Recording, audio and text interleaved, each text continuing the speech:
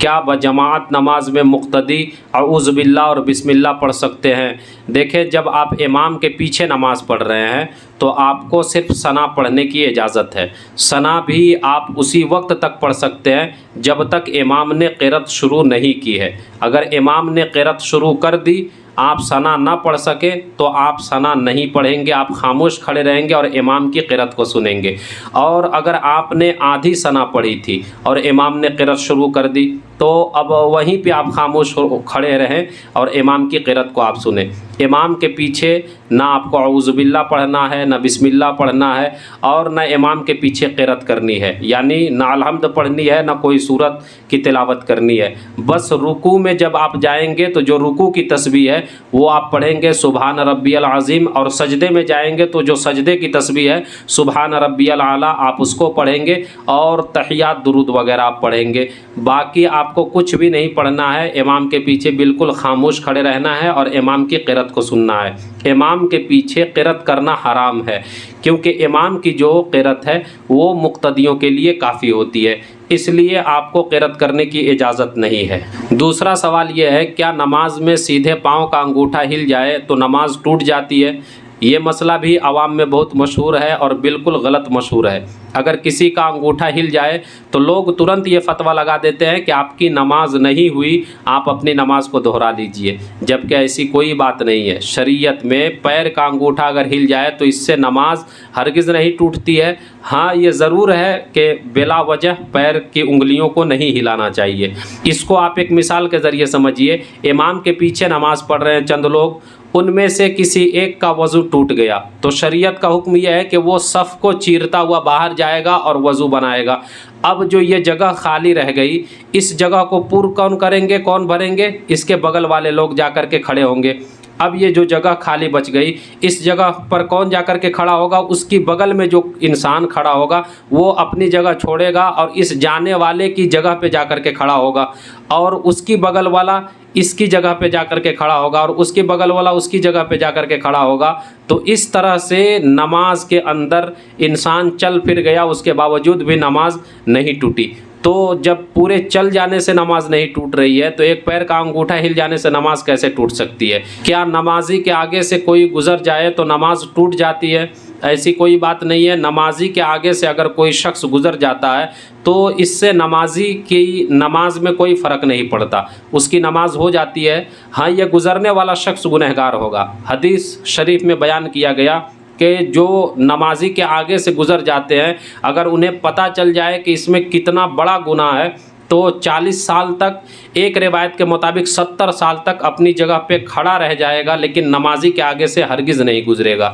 تو نمازی کے آگے سے گزرنا یہ بہت بڑا گناہ ہے، لیکن اگر کوئی گزر جائے تو اس سے نمازی کی نماز میں کوئی فرق نہیں پڑتا، اس کی نماز ہو جاتی ہے۔ اگلا سوال یہ ہے کہ کوئی نماز پڑھ رہا ہے، اس کی ٹوپی زمین پہ گر گئی تو کیا اٹھا کر سر پہ رکھ سکتا ہے؟ دیکھیں، بغیر ٹوپی کے بھی نماز ہو جاتی ہے۔ اس کی تفصیل تھوڑی سی میں آپ کے سامنے بیان کر دیتا ہوں تاکہ بات آپ کو اچھی طرح سمجھ میں آ جائے۔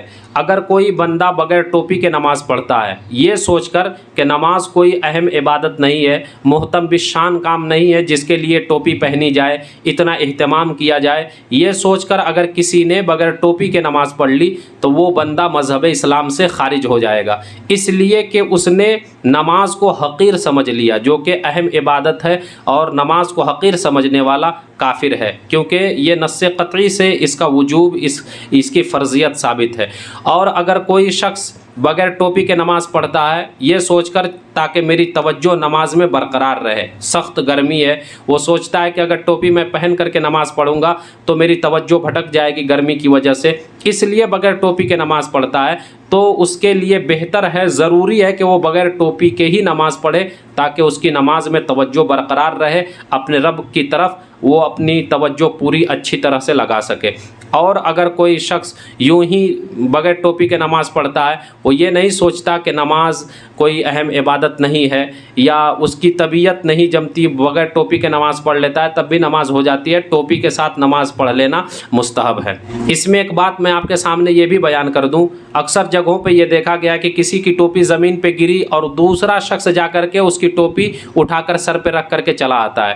اس میں یہ یاد رکھنا چاہیے کہ ٹوپی پہنانا نماز کے اندر بہت بڑا گناہ ہے، کیونکہ اس کی توجہ بھٹکے گی اور توجہ جو بھٹکے گی اس کا گناہ اس ٹوپی پہنانے والے کے سر پہ آئے گا۔ اس لیے ٹوپی کسی کو نہ پہنائے، نہ مسجد کے اندر اور نہ مسجد کے باہر ٹوپی پہنانے کی کوشش کیجیے۔ جماعت کے دوران اگر کسی کا موبائل بج جائے تو اسے کیا کرنا چاہیے؟ دیکھیں اس میں آپ توجہ رکھیں، پہلی بات تو مسجد کے اندر موبائل لے کر جانا ہی نہیں چاہیے، کیونکہ مسجد عبادت کی جگہ ہے، وہاں پہ اپنے رب سے باتیں کرنے کے لیے بندہ حاضر ہوتا ہے، وہاں پہ موبائل کا کیا کام ہے؟ اور اگر کوئی ہے جس کا کام موبائل کے بغیر نہیں چل پاتا ہے، موبائل لے کر کے جاتے ہی ہیں، تو کوشش کیجئے کہ موبائل کو آپ آف کر دیں یا اسے سائلنٹ موڈ میں رکھیں۔ اب رہ گئی یہ بات کہ اگر کسی کا موبائل مسجد کے اندر بج جائے تو پھر وہ کیا کرے؟ تو میں یہ سمجھتا ہوں کہ اگر کسی کا موبائل بج گیا تو وہ عمل قلیل کے ذریعے کال کو کٹ کرنے کی کوشش کرے۔ عمل قلیل اسے کہتے ہیں کہ بندہ نماز میں ہی سمجھا جائے، یعنی کوئی نماز پڑھ رہا ہے، ایسا کام کر رہا ہے جسے دیکھ کر کے ہم یہ سوچے کہ نہیں یہ نماز کے اندر ہے، اسے عمل قلیل کہتے ہیں۔ اور عمل کثیر اسے کہا جاتا ہے کہ دیکھ کر کے آپ یہ سمجھے کہ یہ نماز کے باہر ہے، نماز کے اندر نہیں ہے، یعنی کوئی ایسا کام کر رہا ہے جسے بندہ نماز کے باہر کرتا ہے، جیسے دونوں ہاتھ سے کام کرنا شروع کر دیا نماز کے اندر تو نماز ٹوٹ جائے گی۔ دونوں ہاتھ سے آپ موبائل کو آف کرنے کی کوشش نہ کریں، اگر اوپر کی جیب میں ہے تو کوشش کیجئے کہ جب آپ رکوع سے اٹھے تو اس کو اشارے سے بند کر دیجئے۔ اگر اس طرح بند کر سکتے ہیں تو ٹھیک ہے، اور اگر اس طرح بند نہیں کیا جا سکتا اور میوزک بج رہا ہے موبائل کے اندر تو نماز توڑ کر کے آپ میوزک کو بند کریں، کال کو کٹ کریں، اس لیے کہ اگر آپ نماز توڑتے ہیں تو صرف آپ کی نماز ٹوٹے گی اور اس کو آپ بعد میں ادا کر سکتے ہیں، اس لیے کہ اگر یہ کام کیا جائے تو صرف ایک بندے کی نماز خراب ہوگی، بعد میں وہ اپنی نماز دہرا سکتا ہے، اور اگر اسی طرح میوزک کو چھوڑ دیا تو جتنے لوگوں کی نماز میں خلل واقع ہوگی ان تمام لوگوں کا گناہ اس موبائل والے کے سر پہ آئے گا۔ اس لیے موبائل میں اگر فون آ جائے تو اسے بند کرنے کی کوشش کرنی چاہیے، اگر بند نہ ہو سکے تو نماز توڑ کر کے آپ اس کو بند کیجئے۔ اور ایک ضروری سوال یہ بھی ہے کہ سینے کا بٹن کھول کر کے نماز پڑھنے سے نماز ہوگی یا نہیں؟ دیکھیں سینے کا بٹن اگر کھلا ہوا ہے، جیسے آج کے دور میں کالر بالکل اٹھا ہوا رہتا ہے اور سینہ بالکل صاف نظر آتا ہے، اس طرح سے اگر کسی نے نماز پڑھی اور اندر کوئی کپڑا بھی پہنے ہوئے نہیں ہوتے، ٹی شرٹ وغیرہ بھی اندر میں نہیں ہوتی، تو نماز تو ہوگی ہی نہیں، اس نماز کو دوبارہ پڑھنا واجب ہوگا۔ اور اگر اندر کپڑا ہے اور اوپر کا کپڑا جو ہے کرتا ہے یا صدری وغیرہ ہے اور اس کا بٹن کھلا ہوا ہے تو نماز ہو جائے گی، پھر بھی مکروہ ہے۔ اس لیے کوشش کیجئے کہ یہ بٹن بند ہی رہنے چاہیے، کھول کر کے اگر نماز پڑھیں گے اور سینہ نظر آ گیا تو پھر نماز نہیں ہوگی، اس نماز کو دوبارہ پڑھنا ضروری ہوگا۔